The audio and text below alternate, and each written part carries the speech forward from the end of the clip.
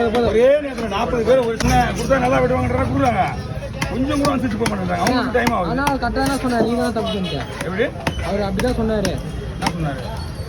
Slice போட்டு இந்த பக்கம் குழம்புக்கு விடுன்னு. ஸ்லைஸ் போட்டு குழம்புக்கு நான் என்ன பண்ணேன்மா, 2 பந்தல் மொத்தம் ஒரு சைடு எடுத்துலாம் ஐடியா பண்ணேன். நான் குழம்புக்கு வந்து நான் இந்த மாதிரி ஐடியா பண்ணிட்டேன். அவருக்கு சொன்ன ஐடியா வந்து வேற.